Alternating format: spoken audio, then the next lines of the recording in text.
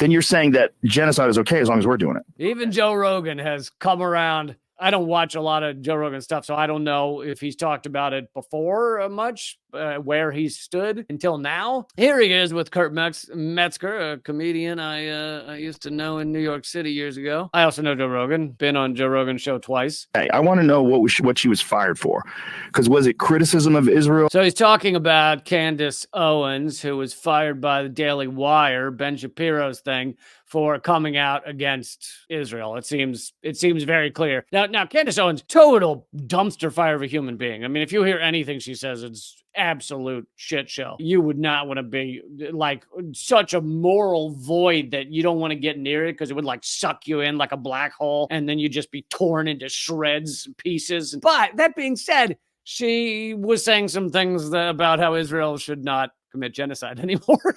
And that got her fired. You show that Edward Snowden video that he put up on Twitter that shows them drone bombing those kids that are, those men, I should say, unarmed people that were walking towards the rubble that clearly weren't causing any danger to anybody. Yeah, right. They just bombed them. You know, it's your duty. It's just like for Biden or whoever you like, you're supposed to cover up for them. Because the whole thing is like they're always saying they're only targeting Hamas and everybody else is a casualty. Well, if those guys are just unarmed civilians and they're walking alone, that's what they appear to be. Dresden. And you just blast them from the sky with robots. I will say that I'm glad Joe Rogan's calling this out. Like, good. Absolutely. He has a massive audience. I mean, insane number of people watch his stuff, but I don't understand why there's even a question. Why he's like, it appears that they just assassinated. It appears they just bombed these. It's like, dude, they've just been bombing children for 175 days. We don't see, people focused on that one leaked video of the IDF drone bombing those 4 individuals who are just walking and then they're blown up, and they focus on it because they can see it. But that's been going on since day one. Since day one, children, like hospitals. And so I honestly don't understand how you can go 175 days and now go, it looks like they're just killing innocent people. If you just look at the percentages, it's obvious. Like the percentage of children killed in modern war is like 4 to 6%. And here in Gaza, it's 43, 45%. You look at that percentage and you go, oh, they're not trying to avoid children at all. In fact, they're aiming for children, it seems. 13,000 children murdered. This is the tragedy of war. Yeah, this is insane. And no one knows what to think now because... By the way, for those of you who might not know, I know some people just see this clip and they don't really know anything about Rogan or Metzger. Metzger is kidding, and he's doing it in an Israeli accent because he's joking about, oh, no, it's just a tragedy of war. Yeah, he knows. He knows it's a genocide. If you can't talk about that, if you can't say that's real, then you're saying that genocide is okay as long as we're doing it. And that is what we're saying. And if you're saying... Absolutely, genocide is okay as long as we're doing it. That is what Ben Shapiro believes. That's what the U.S. government believes. That's what Israel believes. That's what they all believe. And that from a perspective of someone who literally went through the Holocaust, or your people, your tribe, went through the fucking Holocaust, and now you're willing to do it? I hope the irony's not lost on you. Yeah, our people did go through the Holocaust. And when I was growing up, we heard a certain expression a lot in synagogue and Sunday school and stuff. And that expression was never again. We heard that. We heard all about that. Never again. We're never going to let this happen again. Never once did I hear them going, oh, no, never again for us. Never again means only for Jews. That's what never again means. It means absolutely you can go murder anyone you want, just not unless they have matzah in their hand. Just go genocide anybody without a yarmulke. Doesn't matter. That never once did I ever hear that. I heard never again a lot, but never again. In my understanding, and the understanding that was always taught, that I always saw, it was never again should there be genocide anywhere for anyone.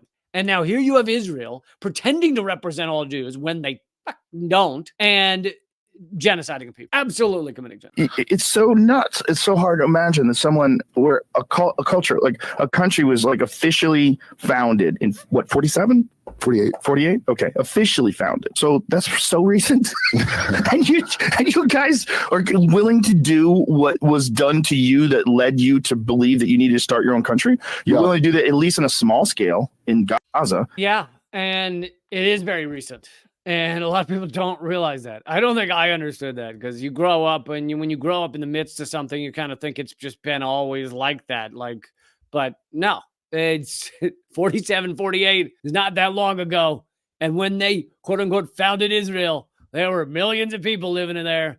And the number of Jews living there at the time was only like 4 to 6%. And many of them had moved down there in the previous years because the Zionist project didn't start in 47, 48. It started years before, a decade before or something, when certain groups of Jewish people started wanting to create their own nation there.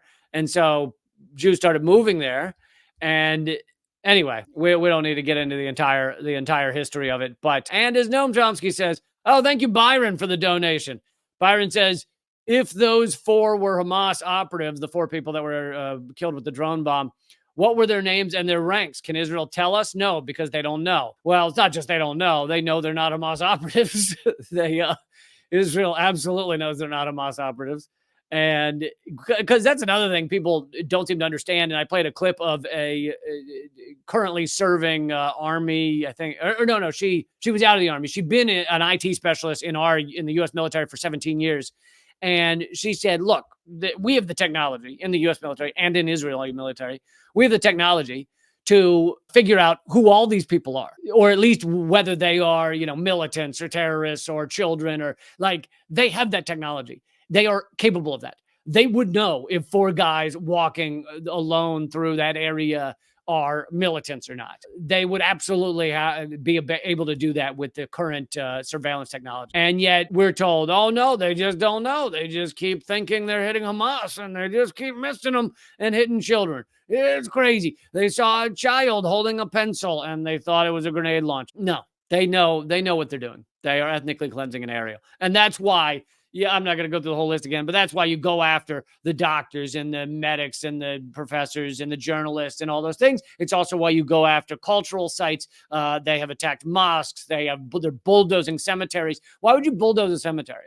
Like, even ostensibly, how does that help your so-called attack on Hamas? It doesn't. You bulldoze a cemetery because you don't want these people to come back, because you are committing ethnic cleansing. That's why you bulldoze a cemetery.